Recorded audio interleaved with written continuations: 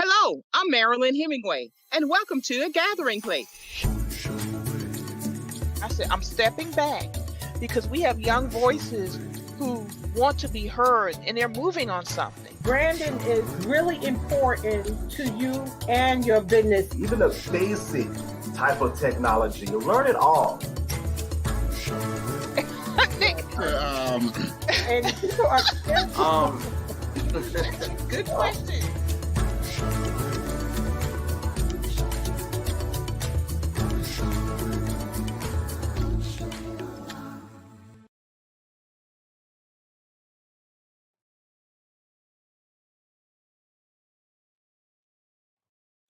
Good afternoon, everyone, and welcome to A Gathering Place, brought to you by the Gullah Geechee Chamber of Commerce, and I am your host for the afternoon, Marilyn Hemingway, and it is wonderful to be here with everyone. And guess what? Oh, you see, we have special guests, Lowcountry Land Trust, so I think it's appropriate that my cats are lurking in the background, back to nature and not quite wildlife, but they're representing wildlife today. But it's good to be here with everyone, and we have some special guests to talk about the historic angel oak tree and how it was saved and what's going on with it. And also, it's my birthday, so I'm just excited to be here because everyone who knows me, I consider myself an environmentalist, a growing environmentalist, because there's so much to learn. It's such a nuanced, complex issue. And yes, saving angel oak, the historic angel oak tree, is not only important for historical reasons, it's important for environmental reasons. And we have two special guests with us today, Mr. David Ray with the Lowcountry Land Trust and Miss Samantha Siegel, and with the Lowcountry Land Trust also. But she'll tell us more of who she's with and how this all operates and everything. David and Samantha, thank you for joining me today. Thank you for having us. I have a dog that's excited to join the broadcast as well. All right, very good. So we have wildlife with us today too. Well, domesticated wildlife. So my two cats have joined me today. It's good to have both of you here today, and I just want to remind everybody, drop your questions and comments, of course, in the comments section. We are not only on the Gullah Geechee Chamber Facebook page, but you will find us on the South Carolina Courage Campaign Charleston Facebook page, the Georgetown NAACP Facebook page, and another page that I can't remember right now. And then, of course, the Gullah Geechee Chamber YouTube channel with the Gathering Place. So you guys just drop your comments and questions. We are here to get some stuff answered today. And we're going to start with David and Lowcountry Land Trust. David, we were talking just before the show, and I was just saying how a lot of folks, we hear about land preservation, but I don't know, do we really understand what a land trust is, its mission and purpose? Can you enlighten us? What Absolutely. is a land trust? I'd love to. And just to kick it off, Marilyn, really honored to be able to be here and participate in your show. And thank you for all that you're doing for the Gullah people and also for everybody here in the Lowcountry. So, Well, and thank it's you. I honored appreciate to be with you on your birthday as well. So happy birthday. Thank you. Thank you. We will not sing the Stevie Wonder version. We talked about it. We decided we would pass on that. Oh, very good. Very good. So, David, what's Lowcountry Land Trust and what is a land trust and how does it help the people? Sure. So a land trust is a nonprofit, private nonprofit organization. Lowcountry, there's more than 1,500 of them across the country. And they're everything from working in very small communities to working across regions like us. We work across 17 counties in the coastal plain of South Carolina. Some are even statewide and some are even nationwide. And we all partner together. So we're all trying to get good things done together. Lowcountry Land Trust has been around for going on 35 years. This will be our 35th anniversary this year. It started out as just a group of citizens who saw an island in the Stono River that they wanted to protect. There was a threat that it might get developed. And they formed the organization with the initial intention of protecting that island. And that's an island that the land trust owns and holds in trust, and it will remain forever undeveloped in the Stono River. And everything else has flowed from there. So during that time, we have protected, we're just about to, this year, we should be hitting 150,000 acres protected. We've done over 360 projects that have protected that land. And basically, the way we talk about our work is we try to protect the places that define our way of life here in the Lowcountry. And really, we want to honor and celebrate the profound and inextricable relationship that people have with the land and with the places that we all love. So we do that by focusing on conserving the landscape, the historic ecology of the places, the cultural places that are important to the community, and the agricultural heritage of the region. Now, what does it mean for a land trust to do that? So what distinguishes land trusts is that we actually do a lot of that work by doing real estate transactions. I mentioned the acres. So we do these projects. Sometimes there are things like buying that island in the Stono River and preserving it. Sometimes they involve private lands that remain in individual ownership. And what we do in that case, and this is actually the vast majority of the projects that we have done, are through something that's called a conservation easement.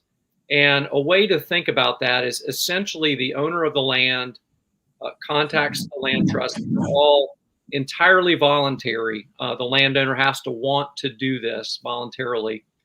And they say, hey, I think this place that I own has a lot of merit to keeping it as the way it is largely over time. And the conservation easement statute in state law actually allows a landowner to work with a land trust to essentially deed through the conservation easement some restrictions onto the future use of the property. And by doing that, we try to aim those at the really important conservation values of the property. We don't try to totally restrict the use of the property. We want people to be able to use the property and own the property into the future, because these things last in perpetuity, forever, essentially, however you want to define that.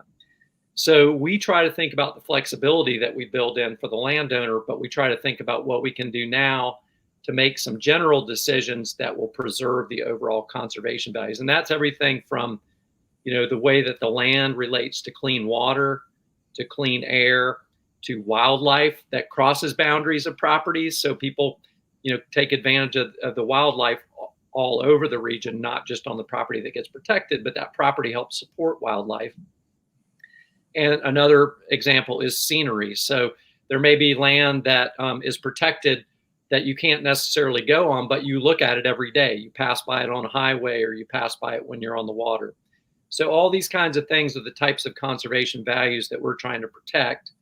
And it's through the generosity of landowners working with us that we can make sure those things are protected into the long term. So one more thing on a conservation easement, because it's kind of a confusing topic. One way to think about it is if you had a bundle of sticks. That's kind of typified the way property ownership has been talked about. It used to be represented in English law by a bundle of sticks, and each stick represented a different property right that you have in that land as you own it. So it could be anything from subdividing it, to building a house on it, to cutting timber off of it, to farming it, etc. And there's as many of those as your imagination can take you to. What an easement says is, let's look at those sticks in the bundle that, if they were exercised into the future, could be harmful to some really important conservation values. And let's pull those out of the bundle. Through this deed of conservation easement, let's hand those over to the trust of the land trust that will come back annually and make sure that those rights are not being exercised, and that all the other rights that are retained are still there to be exercised by the landowner. So it's great that mechanism is there in the law, and that's how we operate frequently, but not all the time. So in the case of the angel oak that we're going to talk about today, That's one where the landowner was really looking to develop the property, and the threat was imminent. There were plans all drawn up, and Samantha's going to talk to you about her role at that time when that was happening. But in that case, the way to protect it was to actually buy the land. And so going back to that model, we had the very first project we did where we bought that island. That was the model that needed to work here in the case of the Angel Oak. And so we ended up through, and I say we, this is everybody out there. There were more than 10,000 donors to that project that contributed the funding to make that deal happen. I can talk a little bit more about some of the major funders, but the great story of it was 10,000 individual people putting something in to help support this project because it was so meaningful to the community. And now we hold that land in trust. The city owns the property where the oak tree is, and we're trying to work together with the city and with the community. And that's what we want to talk with you all about today, to figure out what the future of that property is. David, you know your stuff. I'm glad I asked you. I'm glad I asked you. I got some questions though. Before we get into the Angel Oak, if I owned the land and I wanted to put in trust, what is the minimum amount of acreage that I can put in trust? Is there a limit? It's a very good question. And actually, there is no sharp limit. Now, I'll tell you the range of the size of conservation easements we have. The biggest that we have is 12,000 acres. And that's up at Brosnan Forest up in Dorchester County. Amazing, beautiful property owned by Norfolk Southern. And then we have an easement on about 1.5 acres on James Island. And that property has some historic, some old batteries from the Civil War, which is what brought people's attention to protecting that property. The thing that's more of let me step back for a second. What we're looking to do when we protect a piece of property, it's not all about is it big or is it small. Now, the bigger it is, you can imagine that there's an impact at the landscape scale, the large landscape scale. There may be something very special about a piece of property that's smaller. And ultimately, what we're looking at is what's the impact of the project that we do. And that can be because it's big and it has a lot of wildlife values and contributes to this big connected landscape, or it can be there's something really cool about this property that we don't want to see go away as a community, and we're going to try to figure out a way to make it work. The controlling factors are that some of the incentives that we have, and we have everything from you can donate the conservation easement, and potentially there are tax incentives for that at the federal and state level. Sometimes we're able to bring in funding so that we can pay for that value of what gets restricted. But there's these transaction costs. So you have to get an appraisal to justify if you're going to take a donation or if you're going to get public funding. You have to get a survey. You have to pay attorneys to do some of the legal work. And so a question for a landowner at a smaller size property is that all going to be worth it in the end based on their larger calculation, which we recognize includes not only the conservation that occurs, but there's a big picture there. It's somebody's asset. It's part of their financial picture and their vision for their family. So it just varies from place to place. And we can work through that with people and talk it through with people. How does this help preserve the character of a community? So it's a very good question. So a lot of people, you kind of take for granted sometimes when a place has been the way it is for a long time, that it will continue to be that way into the future. And it's not necessarily so. You see some woods and you may think, well, they'll always be woods, but they may not be. There's also people who are connected to the land going way back. They know through their family stories, the stories of the place and of the people who've been on that place. And so if we can, through this work, help people either afford to stay on the place or find the next generation that's going to come along and will treat the place with respect, then that can help preserve the character. Now, we don't want to freeze in time everything about the land. We know the land's going to have a different future, in part because of things like sea level rise, changing conditions of climate. So we're not locking things into place, but for instance, if there's something important culturally about a place, we may be a part of the solution. The other part of the solution may be organizations like the Progressive Club, for instance, that are looking to preserve that heritage in a different way, in the built environment or the community outreach in way. It's like I said, we partner with people to make those kind of things happen.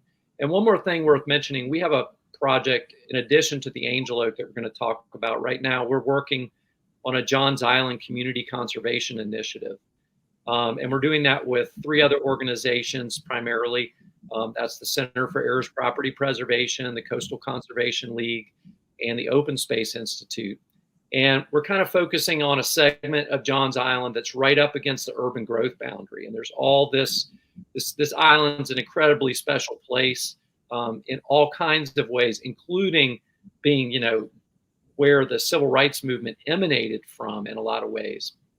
And there's everything from very large landowners to very small landowners. And there's settlement communities, there's farms there's all kinds of properties. We're all coming together to say, can we work together and not just sort of side by side to reach out to everybody in an area like that that's on the edge of what's really developing, an important rural area, and not only do conservation easements, but can we find other ways to help people stay on the land through tax policy or just taking advantage of the tax policy that's there.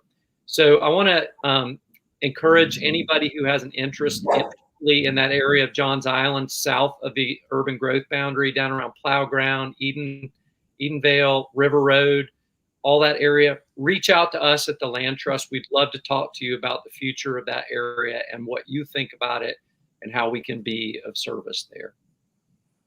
Very good. I have one more question, and I want to get into the Angel Oak effect. But before I ask the question, I want to remind everyone that you're watching A Gathering Place brought to you by the Gullah Geechee Chamber of Commerce. My question, David, is you said there are 1,500 land trusts in the nation. How many are in South Carolina? That's one question. And then what's the geographic boundaries of the Lowcountry Land Trust? What area do you cover? Yep. Well, so in South Carolina, we have something called the South Carolina Land Trust Network. And you can go online and search that, South Carolina Land Trust Network. And it can connect you with every land trust in the state. I should have that number in my mind, but I'm going to make an estimate. It's somewhere between 12 and 18. But we just met last Friday. We check in with each other to talk about what's important to this kind of work and learn from each other. And so that's the situation there.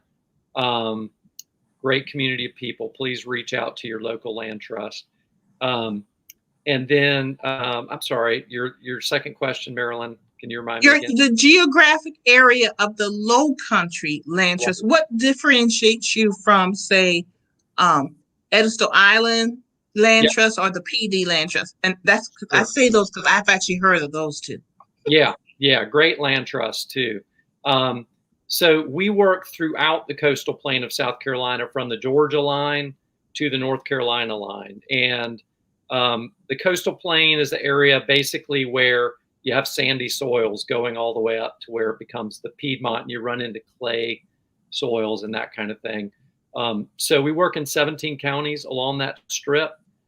We're based in Charleston, and a lot of our work's been in Charleston, but also in places like the Ace Basin.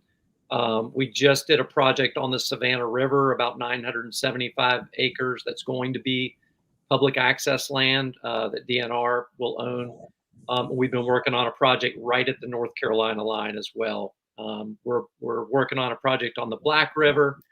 So we do overlap with those other land trusts, and we communicate about that. So there may be various reasons why one or the other of us would work on something. We just try to stay in communication and support each other. We actually sometimes work together on the same project. Very good. Very good. All right. So that's some good background information, good to know about the mission of the land trust. And what really got me excited to bring David on and Samantha on was the angel oak, the historic angel oak tree on Johns Island. Correct me if I'm wrong, maybe southeast of Charleston, the city of Charleston, roughly. That I have visited a number of times. As a matter of fact, the last time I was there, I want to say 3 years ago, my cousin celebrated her 50th birthday in Charleston, and we did a girls' weekend. And part of our trip was to the Angel Oak Tree. And if you've never been there, it's a beautiful, beautiful tree, and it has such a majestic presence. And it has been under, I don't want to say attack, but under threat for a number of years because Charleston is very much developing. Lots of homes being built, and it's been under threat for many years. And when I heard David and Samantha, I don't know if you were on, I can't remember, we were at the Gallagher Cultural Heritage Corridor Commission meeting. Whew, that's a lot. And David did a presentation about the Angel Oak Tree and the community park and what is happening with it now. And this is how Samantha is involved. So first, let's talk about Samantha. How did you get involved with what's going on? And then if both of you, Samantha, if you could lead us into what is going on now with the Angel Oak Tree. Sure. So it's a long history. I'll try to make the story as quick as possible. But back in 2008, I was actually at the College of Charleston studying history.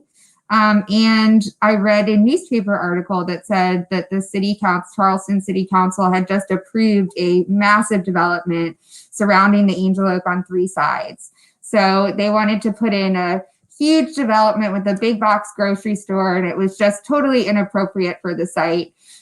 So I had no activism experience, but that was my happy place. I would go study and read and spend all my time under the tree. And I had been there every day and had no idea about these development plans. So I figured other people might not know about this either. So I just jumped into action, started an online petition, and within weeks, there were thousands of signatures and thousands of people had reached out to me and wanting to help. So I formed this small nonprofit called Save the Angel Oak. And we fought hand in hand with the community, with the Coastal Conservation League, with the Land Trust, with other organizations to save this land from development. And so it was about 8 years that we fought. We delayed every permit, and we took the developer to court, and eventually we won. And the Land Trust came in and fundraised, and we were able to raise the money to purchase 35 acres surrounding the tree. So the tree is in a 3.5 acre city park, and the development would have been surrounding it on 3 sides. So now the forest and the wetlands around the Angel Oak are protected forever. I say I can die happy now. Not ready to yet, but so it was really quite a collaboration. It was a hard fought victory for Johns Islanders, which was kind of rare, and it just was. They called it the Angel Oak effect because it was people working together, unlikely people working together, businesses, conservation groups, the city, the county, the state, everyone wanted to protect that tree. So now we're at a place where we are ready to move forward with expanding the park. And of course, it will be a very passive area. We don't want to put any buildings there. That's what we were trying to stop. But we really want to hear from the community about what they want there, and start making a plan. So we're really excited about that. Very good. So first of all, activists are made because you're passionate about something. So it's wonderful to see that something that you were enjoying, that you said helped you to study. Really, that's what it's about. It's about, something you're passionate about. So kudos to you to getting Thank involved you.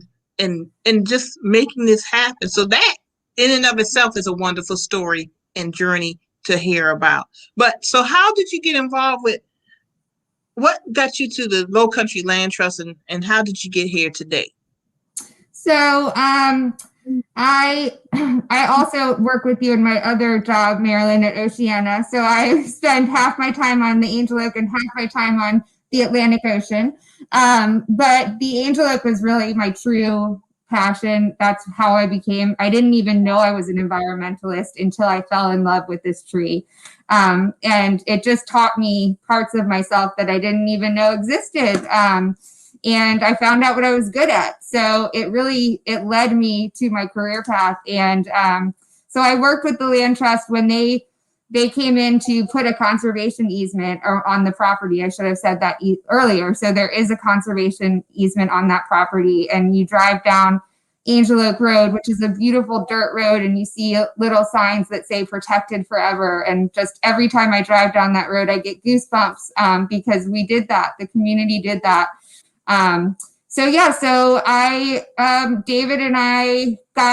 David reached out looking to hire someone to complete to work with the community to complete a master plan for the site. And I said, David, look no further. I'm your girl. So that's how it happened.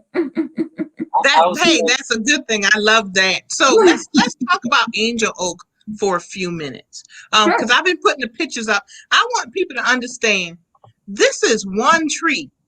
You know, especially this picture. If you've never been to Angel Oak, you may look at this picture and think this is at least two trees here. No, this is one large tree. How old is Angel Oak approximately? I don't want to guess. I kind of thought I knew, but you guys, how old is it approximately? All you can do. So yeah, it's anywhere from 400 to 1400 years old. My answer is it's an ancient tree and it's been here longer than all of us. But in order to really find out, you would have to drill into the tree. And we don't want to do that. Exactly. So, so we'll settle with not knowing. But it was definitely here before Europeans arrived on this continent. And there's evidence of it was a Native American gathering place. It was a Gullah Geechee gathering place. It was, a community gathering place as it still is. So a very, very special piece of land. You know what it reminds me of? I lived in Arizona for 5.5 years. And if you go to Sedona, Arizona, which is the Red Rock country, but also very much Native American. As you say, the gathering place is Native American. And people will tell you it's a different kind of vibe there. It's a different energy. And you can really feel that energy.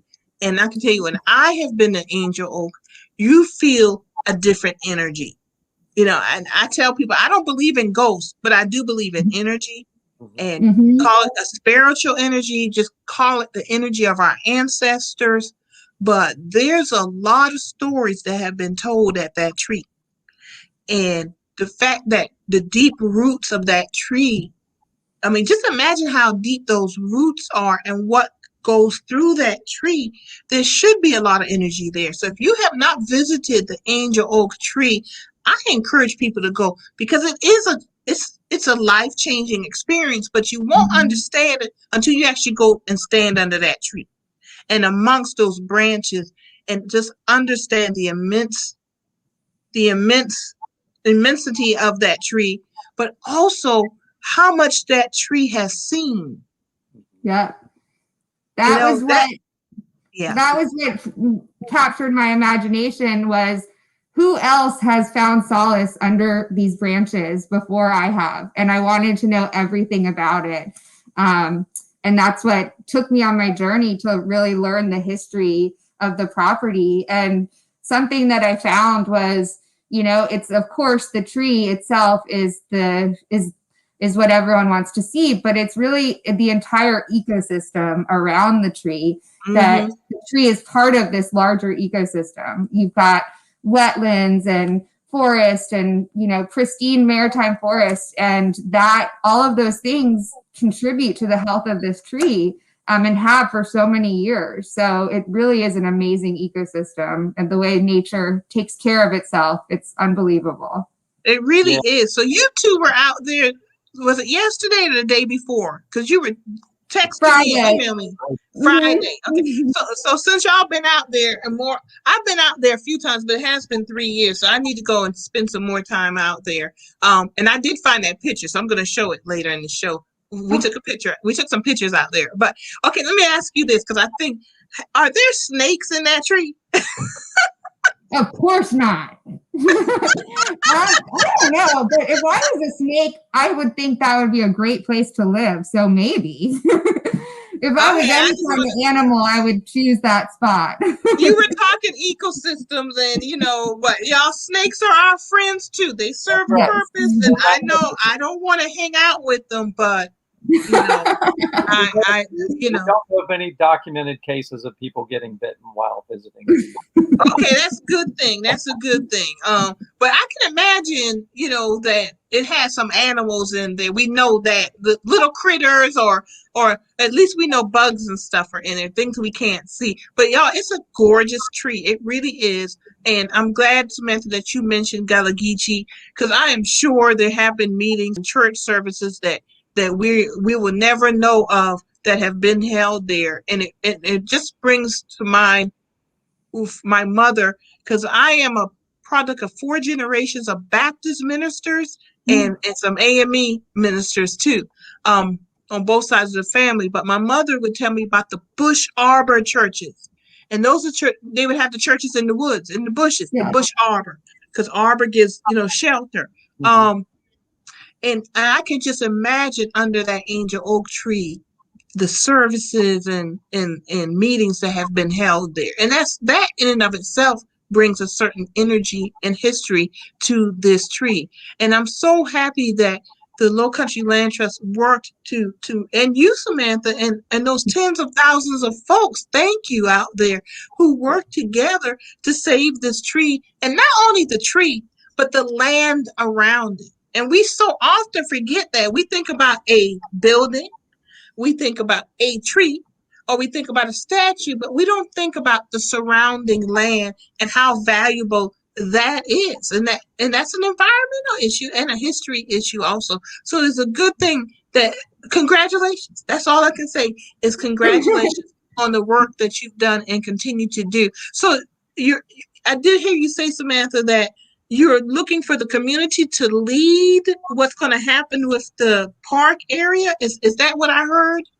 Well, yeah, we're looking for the community's input. We're going to create a draft, and we're looking to hear from the community about what they want on that site. Obviously, it's a very ecologically sensitive spot, so it'll have to be a very passive park. So the idea is walking trails through the forest. And again, it's creating this experience so that you don't just drive up and park at the tree. You walk through this magical forest and all the wildlife and flora and fauna, and then you arrive at this beautiful, you know, historic landmark. So, and speaking of wildlife, there are some great wildlife. I've seen bald eagles and I've seen an owl in the Angel Oak, which I thought was great. And then they also have these white squirrels that live on Johns Island. They're just a genetic defect. They're not albino, but they're white squirrels. And everyone is like, what are these white squirrels doing here? That they look so magical in the Angel Oak Forest. I've only seen them on Johns Island, actually. So really that sounds like a children's book just waiting to be written. So David, you heard, are you a writer, Samantha? Yes. That might be I think that's a children's book with white squirrels and the angel oak tree. That is a book ready to be written, folks. So you heard it first here, folks. So y'all, somebody need to grab on it and run with that book. You know, but it really is a magical thing when we save trees like an angel oak. And I just remember as a child, we have a oak tree in our backyard that is a really, I mean, it's grown. This tree, as you say, we don't know the age of it, but I know how long this house has been here. And this tree has probably been here longer than the house. So I'm going to say at least 60 years. And it's a tree that a lot of stories can be told under it, and it's a wonderful tree, maybe for a tree house. Not y'all don't go build a tree house on the angel oak, not the angel oak. But I'm looking out my window now, and I can see this oak tree. I love oak trees, and if you see the Gullah Geechee Chamber logo, it's an oak tree. But the key with the oak tree in our logo is it has deep roots. Because the ancestors, our ancestors are our roots. That's it. So trees are a wonderful thing. Trees talk to each other. Trees communicate, and that's why I say that tree has a lot of stories to be told. And, remaining. Go ahead, David. Part of what we want the community's feedback on as well is not only enjoying the nature around the tree and that energy that you're talking about, but it being a place where stories are told as a part of the park. So what kind of interpretive aspects will there be to the park to talk about the place right there, to talk about John's Island and the Sea Islands and all the people who've been a part of that and continue to be a part of it. And to have that also be an opportunity for people to think about the future of the place and what's important to the future of it. And the property is surrounded by, there's a middle school, there's a couple of churches, and so it's also an opportunity, and the high school is just down the road. It's an opportunity, hopefully, to engage students and other residents. There's Sea Island's Comprehensive Healthcare is right next door, so how can we maybe be a part of the residents there being able to have an experience that they might not otherwise have? Mm-hmm. So there's all kinds of opportunities there, and I think, what you said about we think about the tree and not necessarily the forest. I grew up at the southern end of the Gullah Geechee corridor in Jacksonville, Florida. And there's another big live oak. It's called Treaty Oak in Jacksonville.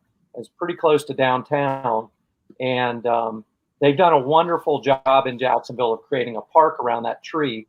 But unfortunately, that happened after they developed a parking garage right next to it. So it's a beautiful park, and you should go visit it if you're ever down there. But it doesn't have that landscape context around it like the opportunity we have here. And that's thanks to the foresight of people like Samantha and other community members who jumped in. And I always say this, I've been doing this kind of land trust work for about 20 years. We are able to get the deals done, and we try to think about what needs to be done prospectively. And in this case, ultimately it took $6.8 million to get this land protected, coming from public sources and private sources. So we're able to help make that happen. But what drives these kind of projects is passionate community members who will not let it go. They are going to fight till the end to make sure that something good happens. And I've seen it happen time and time again. And it's just for me, it's just such an honor to get to work with people like that who really, they love their community, they love the land, and they're what makes things happen and enable us to do what we do. Well said, David. Well said. And it's so true. It's the passion. If you can find your passion, and one thing is actually figure out how to make a living from that passion, that's important too. But the passion is what changes the world, and saving this tree, whether we realize it or not, may not save the global world, but it's certainly going to save the world of the community that surrounds that tree. It's going to change the world of us as individuals, because just that passion, just saving that tree, it really, well said, David, it really is something special. So, and I'm also happy to hear about, and David, I'm glad that you came on and explained about land trust, because a concern of mine has always been, where are the communities when we preserve the land? I want to make sure the people are not forgotten also when land is being preserved. So you somewhat explained that also, but I think the angel oak is such a good example of the community being involved and playing a part in this, because this continues the story of the community also. when they play a part in saving, um, for an example, the angel oak. So, one quick question I do want to have. I noticed in the logo that Samantha sent me, it says angel oak effect. Am I correct on that? Effect. Tell me Yes. about angel oak effect. Why effect? Do you want me to take that, David? Yeah, go ahead. So the Angel Oak effect, it was actually an article in the Post and Courier a few years ago, and it described the unlikely partnerships that of everyone working together to preserve this place, and it's setting a tone for the future of preservation, not just in the Lowcountry, but across the entire country.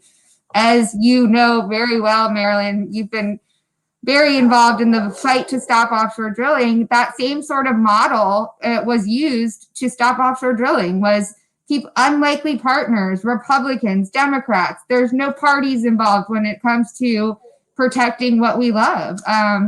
So that was where the Angel Oak effect came from. And it's really just the name for the community movement to protect and preserve not just the tree, but the ecosystem around it. Wonderful creative name. I love it. And I totally get you with the offshore drilling, how we can all put aside our differences and come together to save something that we all can appreciate and love. And that's actually a very good example. And I'm glad the angel oak is something that brings people together, has brought people together, and it will continue to bring people together. So David, with the Lowcountry Land Trust, what are the plans moving forward? We've gotten the angel oak in a good position, but from the point of view of the land trust, what lessons have been learned, and does this impact other projects that the land trust may have when it comes to like a tree? Because this isn't necessary.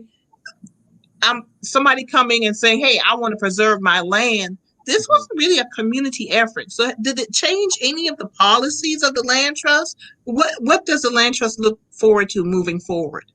Yeah, I think it did change the outlook of the land trust. Although it's funny because if you look back to that initial project, that was a community-driven project, and in some ways comparable, although not quite, the stature and grandeur of the tree. But I think the land trust is very much wanting to look for opportunities where our work serves a wider community of people and serves in protecting where we can, and whether it's bringing our expertise to something that somebody else is doing, or just us taking the lead on a deal, or maybe it's not even a deal, maybe it's an initiative or an effort. We're looking for opportunities like that. So, one example, a little bit different in nature, but we, since the time of protecting the Angel Oak, we did the Boone Hall conservation easement in 2019. And that was it's a piece of privately owned land, but it's a place that is beloved by the people in the community, and people in the community get to go on that property and pick their own vegetables, or participate in a mud race, or get chased by zombies on Halloween, or whatever it may be. And so we had a window of opportunity there to work with the landowner to preserve that place for that purpose in perpetuity. And there was a tremendous donation of value in the conservation easement that occurred there. We were able to bring in some county funding, significant county funding on the order of $5 million, and significant state funding. But what it meant was that property is there, that farm is there in a rapidly urbanizing area, and the things that the community loves about it are still in place. So that's a larger version. That was about 600 acres. But I just had somebody talk to me today about a pocket park. It's been there for a long time, but it's not necessarily going to be there long into the future. And so, we look at each one of those on a case by case basis, but if places like that are important to the community, then we're interested in working on them. And that goes, I'll say we've recently done some work with the Gullah Society to talk about what we can lend in terms of our experience, particularly with real estate transactions, to places that may be important to, in particular, to the burial project that they have going Mm-hmm. on. I know you had Upson on the show recently, and what an amazing guy. It was great to get to know him through this project, and also we started it working with Ade Ofunyan. God rest his soul. What an amazing person. We're looking for opportunities to partner on things that are of cultural significance too. Because again, as I said earlier, it's about the impact. It's not just about the large acres. That's great. We're still looking for that where we can get it, but we're also looking for things that are impactful to the community and meaningful to the community. Especially now that in this area, the Lowcountry and the Grand Strand, that it's the growth. And we know the growth has been coming and it will continue. And they're just, as you say, especially the cemeteries, but the trees that need to be saved, the land, the meeting places of the Bush Arbor churches that, may not be the physical church, but people know where the meeting places were. Here in Georgetown, we have some, I like you said the Pocket Park. Is that what you said? Yeah. There are a couple that I know of that on some corners that family members, they may not live here, but they created those parks in memory of their parents or grandparents who lived here, and the kids moved away, and they wanted to save that piece of it. But I wonder how many people really kind of think about in the sense of preservation. What's going to happen after a generation or two disappear and people forget about the Pocket Park that was created, and that's something, but this is why we have these shows to bring folks on to really kind of get people thinking about those things. Like, wow, I didn't know that there were pocket parks, or trees that you can save or preserve, or there are things, I think we're all smart human beings and we can figure a lot of stuff out if we just communicate with each other and and really think in a community sense what best benefits the community, the people in the community. And this is part of that. Before I ask our next questions, I want to remind everyone that you are watching A Gathering Place brought to you by the Gullah Geechee Chamber of Commerce. And I am with our special guest today, David Ray with Lowcountry Land Trust and Miss Samantha Siegel. And we're just happy to have them with us today to talk about the angel oak effect, the historic angel oak tree, and it is a beautiful tree. So there are pocket parks, there are things that may be small acreage, David. What else do we need to know about Lowcountry Land Trust that you want folks to know? When will I know is a good time to reach out to a land trust? Well, I think, if one is anything to do with land, we potentially can, if it's not a project we would ultimately engage in, we can advise people and we can connect them with those who might more directly be able to work with you. But we very well may be able to work with you to brainstorm ideas, and it doesn't always have to be a conservation easement. That's not one tool fits all. There's other ways to preserve the landscape. Some of them are more permanent than others, but what we like to do is just what's the situation and what can we match up with that situation to create a good outcome. I think we're going to continue, we're going to continue to work both at the large landscape level. And so that means trying to work with private landowners who have large pieces of land to protect them, because we feel like there's a public benefit to doing that. And there has to be in order for us to be engaged. Sometimes it's not as direct as if you could actually walk on the land, but your water could stay clean. Like, for instance, when we did that project on the Savannah River, that one actually is going to be public access in the future. But if it weren't, we actually got some funding from that from two water systems, the city of Savannah, actually on the other side of the river, and the Jasper Water Sewer Authority, because they recognize that by protecting land along the river that provides their drinking water, they're reducing their need to clean up that water at high cost when they provide it as drinking water to people. So literally hundreds of thousands of people's drinking water is going to be enhanced by a project like that. So that's an example. Wow. Wow. And we don't think about things like that. I like stuff like hearing stuff about stuff like that. That's fascinating to me. But go ahead, continue, David. That's really cool.